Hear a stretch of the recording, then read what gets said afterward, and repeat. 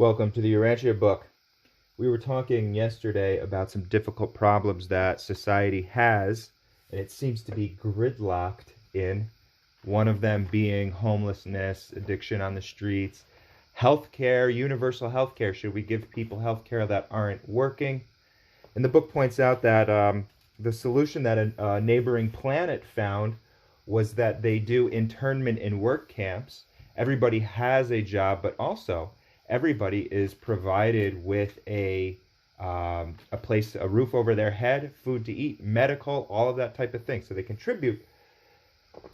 That would solve a lot of problems. The other thing that it points out is that greed and materialism are a huge plague to our societal systems.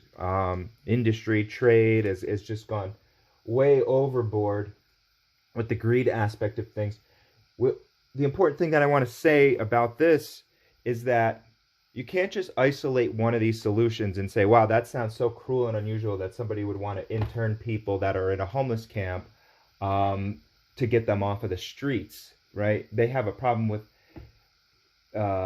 putting them in jail. There's not enough jails. Well, if they had to work within that system, then they would be able to pay for their actual to build the spaces and that sort of thing.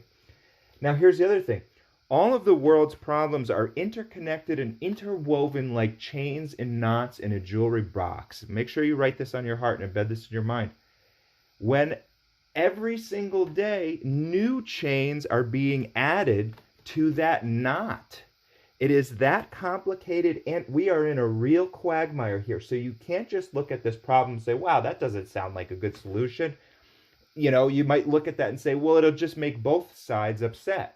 It'll make the left upset because they don't want to, they think it might be too authoritarian, and it may make the right upset because they think it's too socialist, okay? So that's just me. But the thing that you have to understand is that when you approach when you approach something like, okay, money and politics, when you approach something like, what's another example? Redistribution of wealth, okay? And you're taking those concepts, so those are Jesusonian concepts. As Jesus said, it's as easy for a rich man to go into heaven as it is to pass a camel through the eye of a needle. And that just makes sense fundamentally about greed, okay?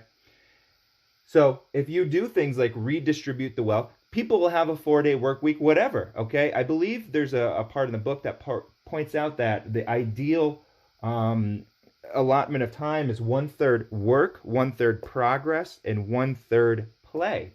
If people had that sort of dynamic aspect of their life, that dynamic proportion of work and play in their life, they would be less needing to go out onto the street. Society would not chew that person up and spit them out more.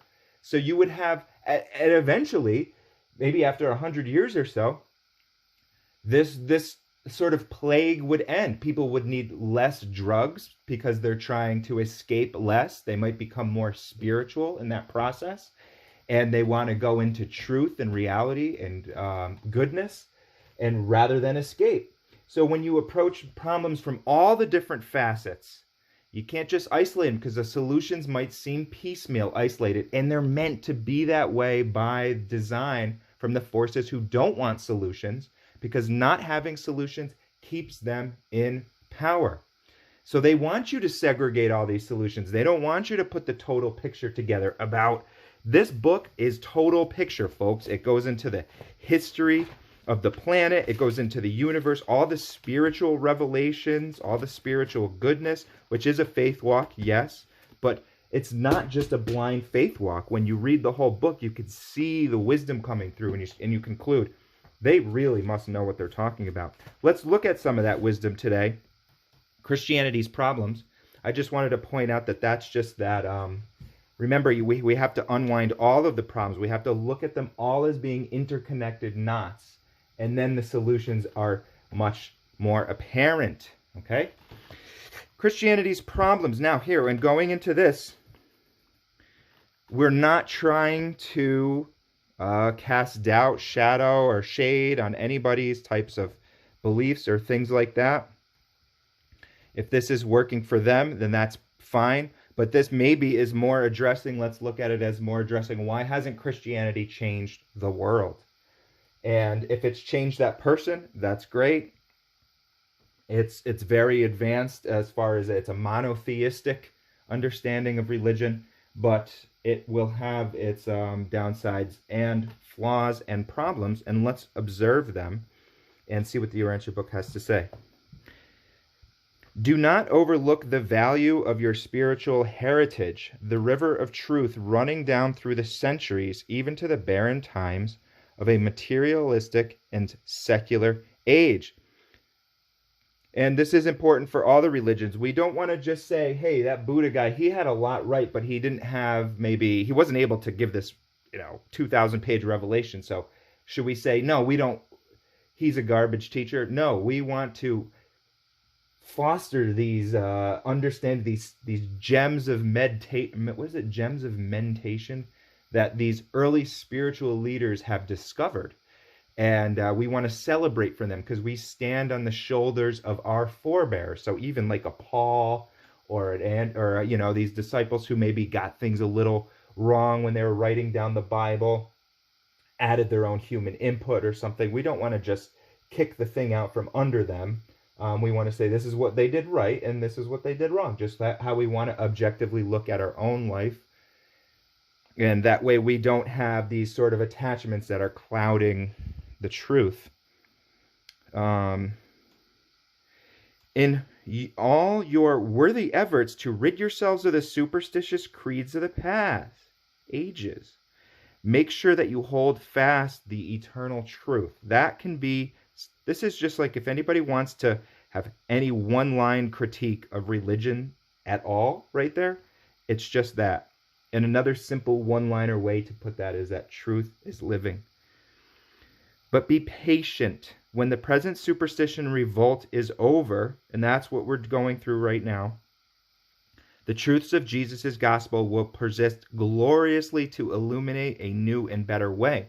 So even though they said yesterday that we're still in the process of reaping the seeds of our, materialistic evil thing, which was sown by superhuman beings originally when they defaulted. It is the nature of the animal nature of man to war against various tribes. We evolved from animals. If you look at animals, they'll do raids on each other's things and whatnot. So that is our animal nature. But then that was fostered by our early spiritual teachers, where it was supposed to have been upstepped. It was supposed to have been made to work with the whole, because remember, it's not about destroying your lower nature, as they often wanted to do in the Eastern, sit on the bed of nails, deny themselves of this and that. It's about bringing it in line with the higher nature, and that comes with the foods that you eat. That comes with everything spiritually. So don't destroy that lower nature. They were supposed to teach men and women how to bring it in line with their higher nature, but they wanted to do selfish greed. And they're still operating on the planet today, the book points out and teaches. So if you're considering, hey, what, people like to consider what's going on here with Russia and Israel and the United States and Iran, and they're trying to come up with all these complex webs, and the bankers are involved and everything, and the warmongers and the war machine and this and that. And you know what? It's all a reality. There really is these conspiring forces to keep control and power of the world at the price of the people living in squalor, living paycheck to paycheck, whatever it may be, even being unsettled. Even if you're very rich, you have to be unsettled in economic slave bondage, as we pointed out yesterday, because you have to afford the yacht. It's to keep them unsettled. This is all they have. They've sold their souls. But who is actually, people try to see, who is actually a shape-shifting devil and this and that? It doesn't make a difference. Don't even put your mind on it. That's part of the plan. Once you start putting your mind onto, like, trying to really be like, which guy is the manifestation of Caligastia? Is it Putin? Is it Trump? Is it this guy? Whatever. Then your mind is already mired in something that it doesn't need to be. And even if nobody is, then they've already got you, because you're already focused. Remember, we are to be in the world, not of the world. We operate here and we do our thing and everything. We enjoy it and stuff, but we are not of that world. So don't, and also the book will also satisfy all of your conspiratorial concepts. Like, it's got to be something's going on here. This can't just be all status quo type stuff and everything's out in the open. The book satisfies that and says, you have been a cosmic prison world controlled by the forces of evil, superhuman, super intelligent beings who can control you like puppets because they know you're inside and outside for thousands and thousands of years. So check off all of your conspiracy things. Yeah, it's true. It's true. It makes sense. This is super designed, this world system of things, to enslave, to entrap, to enmesh all of those sort of things. And we're experiencing it. We see it. But it's designed by brilliant forces who know the ins and outs, so they know what types of things, where, when to do what, when, and where, and how. But the point, the teaching, is that you can sear through it all. It doesn't need to touch you. You can put on the full armor of deity and divinity any moment. And you can take it off any moment and get quagmired in the sordidness, okay? I see it in my own life, but my direction is Godward. Try more and more to observe those moments and say, well, I'm letting that one pass. I'm wiping that one off my shoulder. I'm going to get back on the path, get back on the plan. Remember, this is a moment-to-moment type of spontaneity that we live in existence. So just make those positive choices. You put on that armor. But don't forget, anything less than ideal yields less than ideal results. So if you're allowing some little chink in that armor, like for instance, let's say, hey, I'm a Christian, but those fucking guns, man, I love them. Man, give me that AK. I want to blow something up, right? You're at that juncture when you go to, to the pearly gates or whatever, and there's an analysis of your life. You're not going to go to hell for being misled about guns and, thinking that is a philosophy that people should have. You've been programmed from birth to have that philosophy. And it's very well designed. They use a lot of cunning sophistries in order to do that. Second Amendment, blah, blah, blah, right? If you don't, then somebody's going to take them away. They're going to step on you. You're going to tread on you. Very cunning type of stuff. They're fun, you can do target shooting, whatever. I'm just doing it for protection. But when you get into that gate, as they said, you had the choice to choose godliness, to choose peace, to choose anti-explosive, destructive devices, or you had the choice to add a good mixture, a good healthy mixture of explosive AK-47s into the mix, which, if anything, you're damaging the target. They don't damage things on advanced worlds. There's not damage, okay? It's building. It's progress. So, and then that's the very least. At the very worst, it's killing human lives. And so when that choice is laid out and your next world is opened up to you, you'd say, all right, well, where do you need to go for your learning? Well, you need to go to the world where we teach, the remedial world, where it's not hell by any means. It's even more glorious than here. But you're going to be resurrected there based on the mercy, and you are going to learn the anti-gun world, where it's not a fear-based thing. I got to be fearful of my neighbor because he might shoot. Jesus would rather die than be fearful of his neighbor and carry weapons, right? So that's our example, because it's just throwing away a dirty shirt. And then you're sending out the good message, the world-changing, life-changing. You are that example. You're living that example. But paganized and socialized Christianity stands in need of new contact with the uncompromised teachings of Jesus. See, socialized Christianity, that's your gunsmiths out there.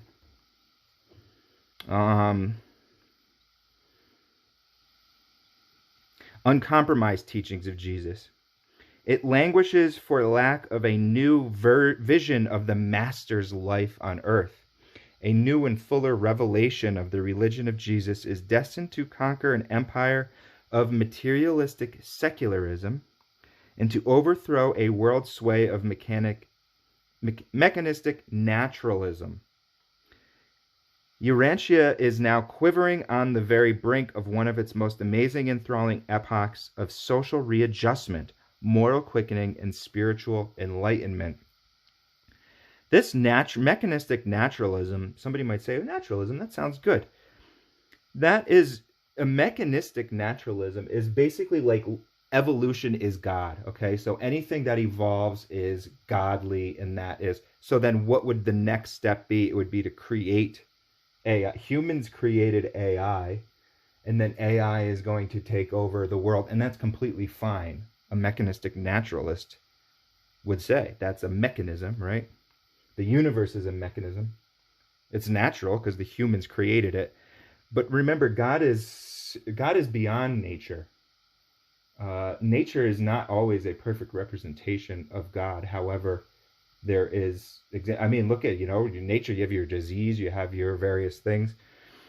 The teaching of Jesus, even though greatly modified, but there's also those amazing, beautiful qualities of nature. Okay, so you just have to have a proportion. Survive the mystery cults of their birth time. The ignorance, yeah, there was they go into those mystery cults and other parts of the book. The ignorance and superstition of the Dark Ages, and are even now slowly triumphing over the materialism, mechanism, and secularism of the 20th century. It has to be that way. When enough people look and observe and say, what do we really need here, folks? And see, but there's going to be enough people who have genuine spiritual experiences who know that it's not just faith, and that it is the objective reality in the universe that God is real. So why wouldn't we want to go into objective reality? In such times of great testing and threatened defeat are always times of great revelation. Wow. So even though they said yesterday that we have a bleak outlook, in the short term, eventually we got it. Religion does not need new leaders, spiritual men and women who will dare to depend solely on Jesus. Does who would depend solely on Jesus and his incomparable teachings.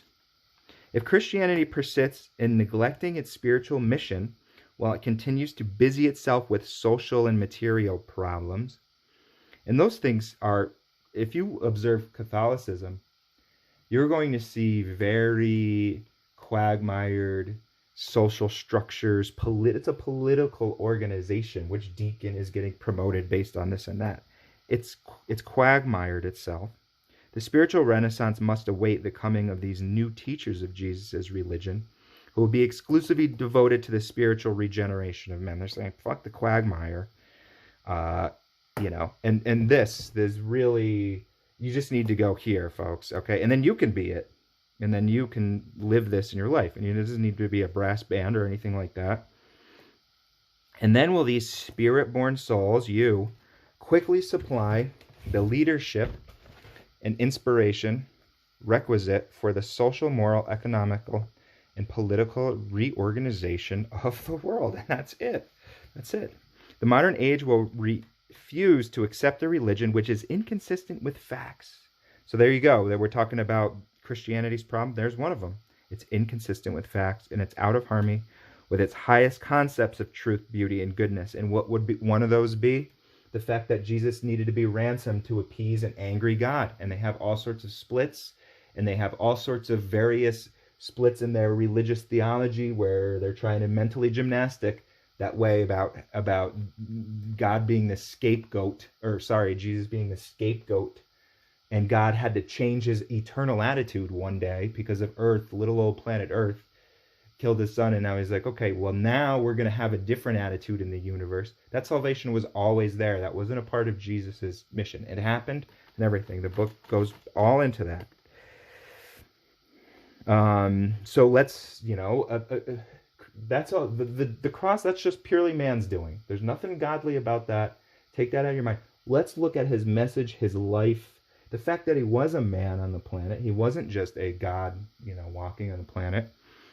Because we can walk and exist like him. He had to do his various finances and whatnot.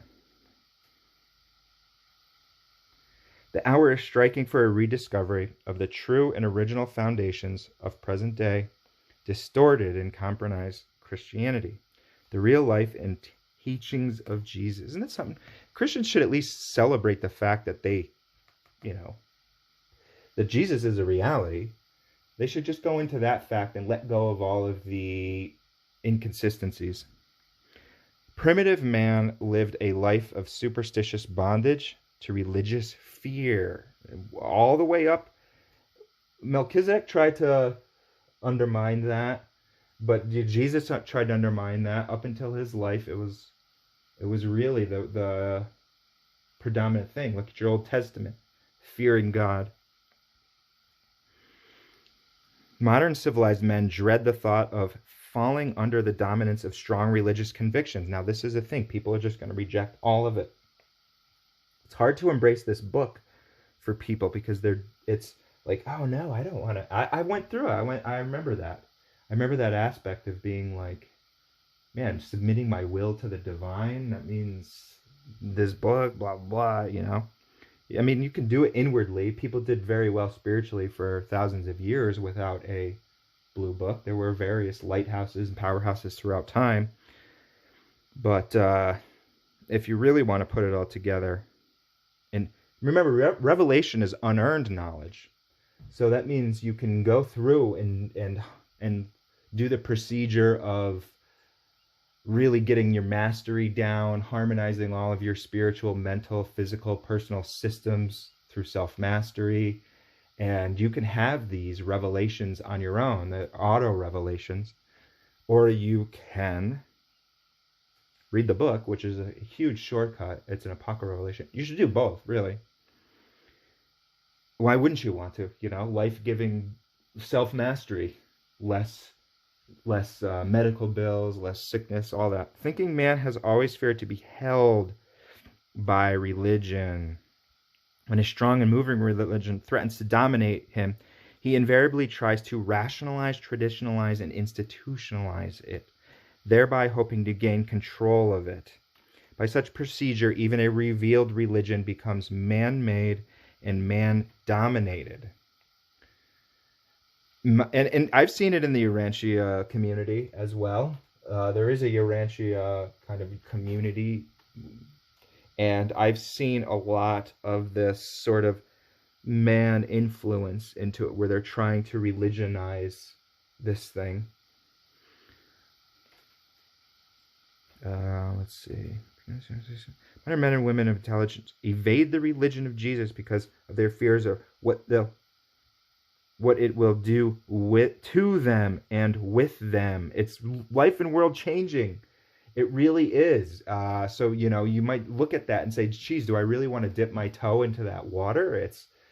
It's, you know, but if you do, you'll see. And all such fears are well-founded.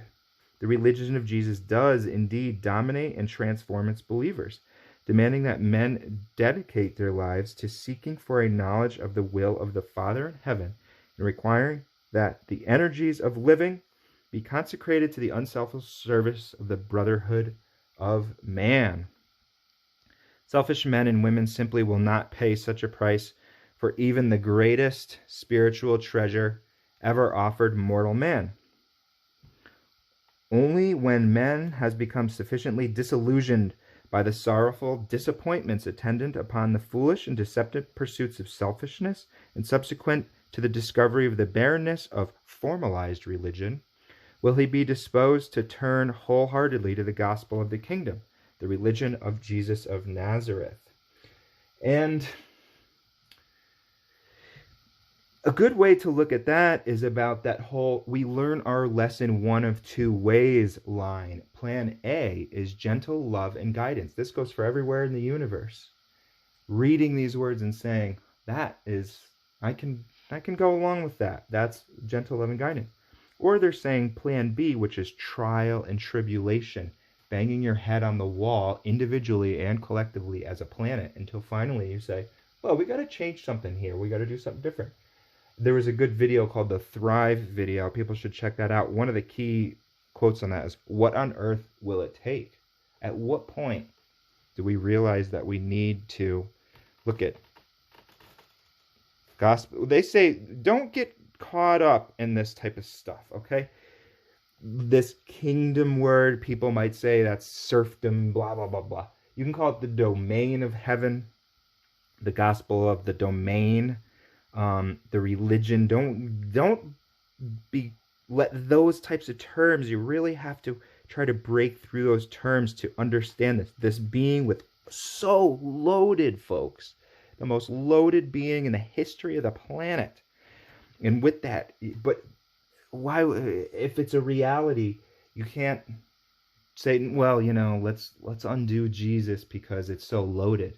You have to revive that. And it's so easy to revive because it's so simple.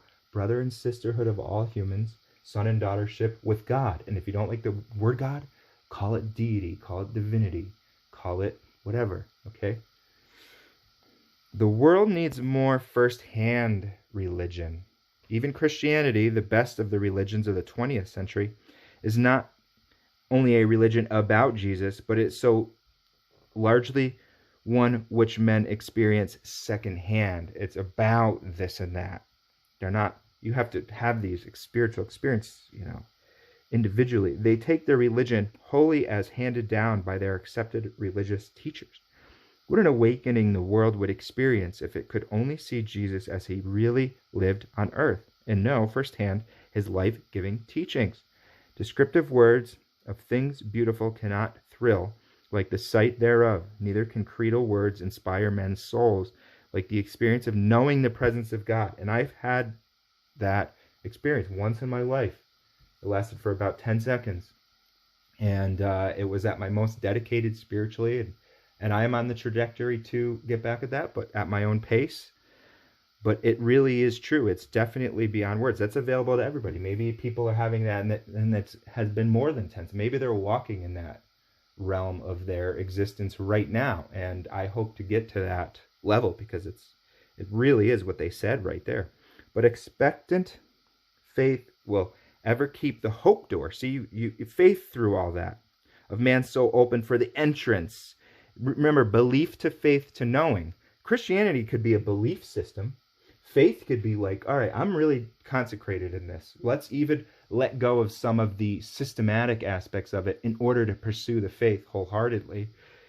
And that might be all the let's let go of some of these inconsistent philosophical concepts like Jesus being a scapegoat.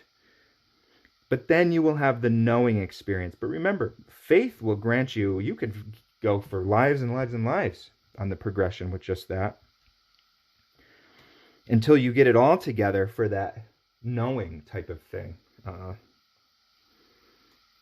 Divine values of the worlds beyond. Beautiful. Christianity has dared to lower its ideals before the challenges of human greed, war, madness, and lust for power. Who could deny that? A very self-deceived individual could deny that. And there should be no such word as deception. It's always a self-deception because you really can, when you burrow down into it. Stands at the unsullied and transcendent spiritual summons, calling to the best there is in man to rise above all these legacies of animal evolution and by grace attain the moral heights of true human destiny. So a Christian will, all these beautiful words about God and following Jesus, and they'll read that and say, satanic book, animal evolution. This is a book designed to sway me against the Bible. And so but we have the facts to back it up. So Christianity is threatened by slow death from formalism, over-organization, intellectualism. Interestingly enough, they talk about those passages over and over, and it's all about who can understand, who can encode or whatever. And they're so open to interpretation anyways. You're just going to be going in this mental loop without any clear direction and just battling. I mean, and all the good things are there too. I'm not denying that. And other non-spiritual trends. The modern Christian church is not such a brotherhood of dynamic believers, as Jesus commissioned continuously to effect the spiritual transformation of successful generation of mankind. Because remember, they also are against people of other, the other religions go to hell. And that's not a teaching of Jesus and not a reality. That is a philosophical error, theological error, that God would have a hell also. How can you be brothers and sisters when you say, oh, hey, hell boy? So-called Christianity has become a social and cultural movement as well as religious belief and practice. As in, when I say hell boy, I mean like looking at the person from the Hindu religion and be like, oh, look at all this hell. This is a hell country. It's so easy to bomb them. Let's say, hey, let's just speed up the process and put them in hell sooner. If you bomb a Muslim country or something, right? If that's your ideology, that's going to permeate how you operate, folks, and it does, and that's what we're witnessing. They believe that all those people are going to hell to get poked in the ass by a demon for eternity. So why not just speed up the process, right, and drop the innocent lives? They're not innocent. They're freaking hell, freaking devils. So completely just silly. But I understand, why people would. They're born into it. Remember, Christianity is threatened by slow death from formalism, blah, blah, blah. I read that. Jesus commissioned. So-called Christianity has become a social and cultural movement as well as a religious belief and practice.